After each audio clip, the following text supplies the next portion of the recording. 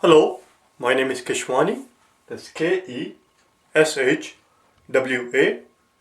Keshwani. I have been solving math problems for GMAT out of this book here, the GMAT Review, the official guide. If you do not own this book already, purchase one immediately. You will find it at mba.com. The problem that I'm about to solve is the one that you will find on page number 180, problem solving number 206. Let's take a look at it. I have the picture already up here. We are given a circle. This is a 35-degree angle, and there is a chord here. For those of you who do not know the terminology, of course, this is radius. Obviously, I hope you know it already. This is the diameter, but a line like this is called a chord. A chord is a line that joins 2 points in the circle without going through the center. That's the definition of a chord. The definition of a diameter is that it's a line that joins 2 points in the circle going through the center. That's the diameter. Which of course you already knew. This is the part I was talking about, the chord. So here we have a chord, PQ. Now in the actual picture that you see there, to open the book, turn to page number 180, which you should always do when I'm solving the problem, when you're solving the problem with me. Always open the book and look at the problem yourself and solve it along with me. So if you look at the picture yourself, you will see that the chord that they give you, PQ, is way up there, almost touching the circle. So I drew it a little bit down there so that it's easier for us to see it. But anyway, this is the chord here. This is a 35-degree angle. And the question simply is, what is the length of this chord? What's the length of this arc PQ? Well, let's start the solution then. Okay, listen to what I have to say and pay attention. I'm going to draw another circle here because I want to explain. There is a very basic concept that you need to understand, and if you understand that concept, this problem is actually very simple. You can do it just using a logical thinking without having to solve it academically. There is an proper academic solution to this problem. Unfortunately, that solution, the proper solution, the academic solutions, the traditional orthodox classical way of solving this problem is so complicated and so time consuming that even if you knew that way, in the real exam you will not have enough time to actually do it in 2 minutes. That 2 minutes is all you have.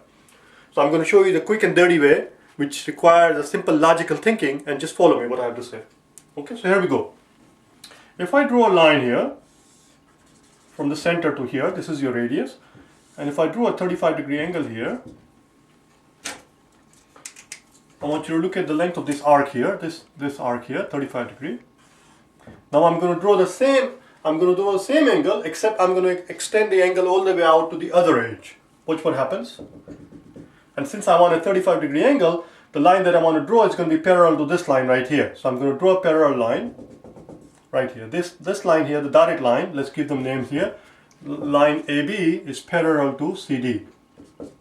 AB is parallel to CD, which means this is also 35. Now what you have to understand is that whatever the length of this chord was, the length of this chord is the same.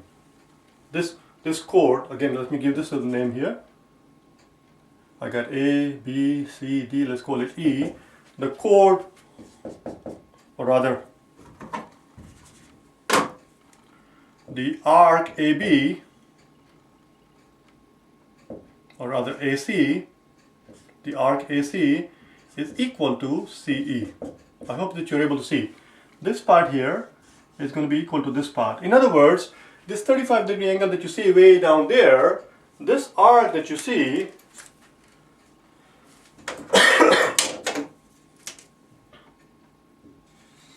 this arc that we see actually represents not a 35-degree arc, but rather a 70-degree arc. This arc represents a 70-degree arc.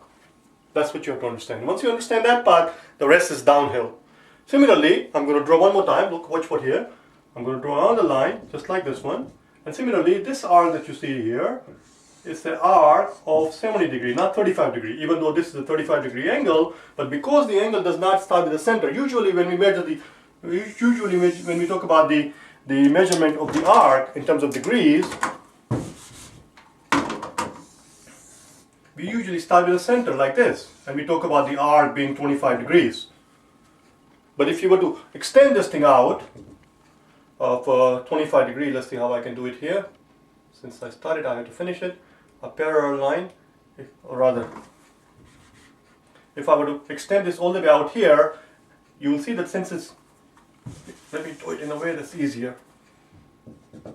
Let's make it right here.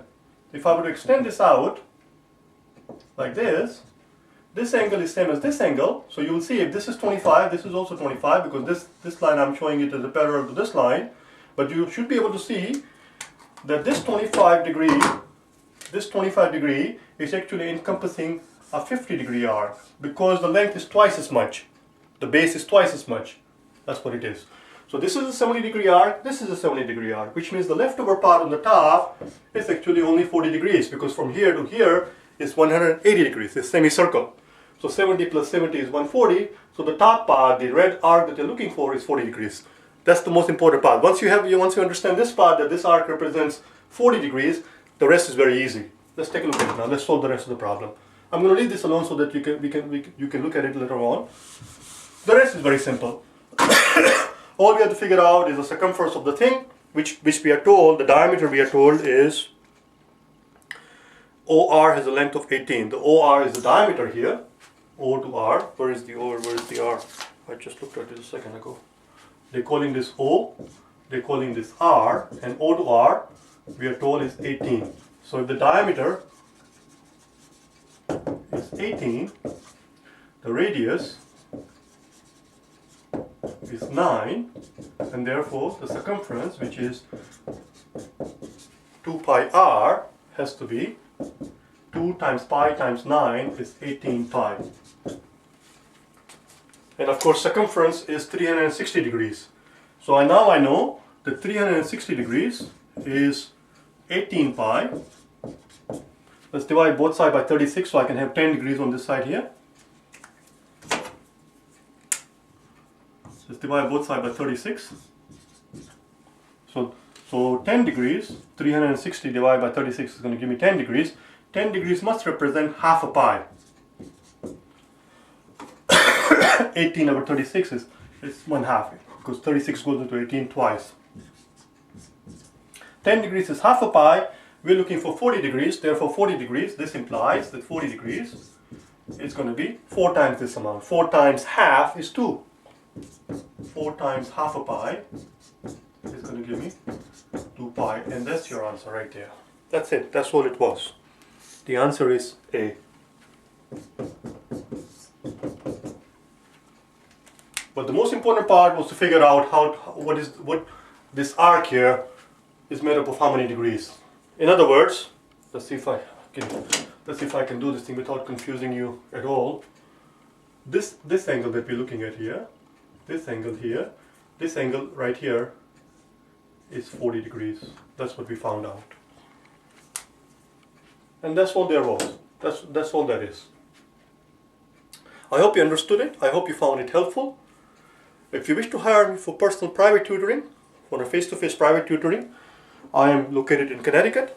Like I said in my previous clips, I'm willing to come and help you anywhere you are. Or if you wish to hire my DVDs where I show you the solutions to all the problems, all the GMAT problems out of this book. I'm also in the process of putting together a solution manual in the form of a book of all the problems down the road, if you're interested in that. In any of those scenarios, if you wish to get hold of me, go to my website at www.prep4gmat.com and send me an email. Alright? Thank you.